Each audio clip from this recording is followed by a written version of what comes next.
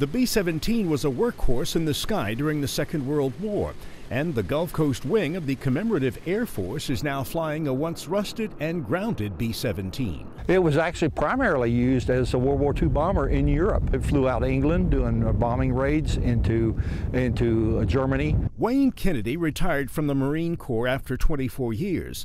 He spent the next 24 years as a volunteer helping to refurbish a once rusting B-17 sitting at Ellington Field. At that time, we didn't even have a hangar for it. We did all of our maintenance on the flight line. The B-17 wasn't retired after World War II.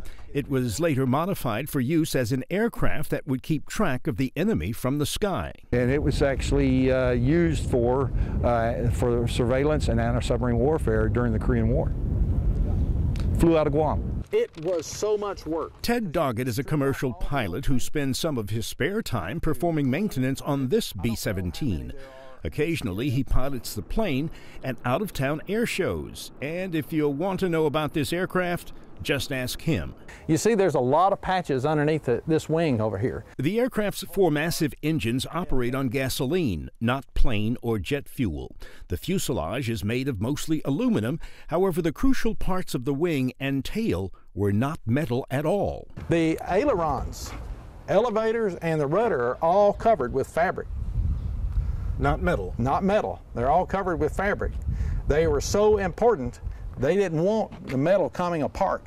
So if a bullet went through it or something hit it, that it was more likely to remain structurally sound than it was if it was covered with aluminum. With a fabric? With fabric, yes. Inside you could see what combat airmen were dealing with, and it was like stepping back in time. When you walk inside this one, you'll see this one restored. It has 12 50 cal machine guns that are disabled, of course, but they have dummy 50 cal ammo in all the chutes. We have bombs in the bomb bay, dummy bombs, of course, and it looks like it's ready to go on a combat mission. And with no combat mission, we took a flight around Lake Conroe. It is not like flying a modern airliner at all. You have to really be ahead of this. It's a great airplane to fly, but it's really difficult to fly well. And as any pilot knows, ground maintenance on a plane is important for any flight. There's probably 30 of us that work on it regularly to keep it maintained. Probably takes 150 hours of maintenance to fly it an hour.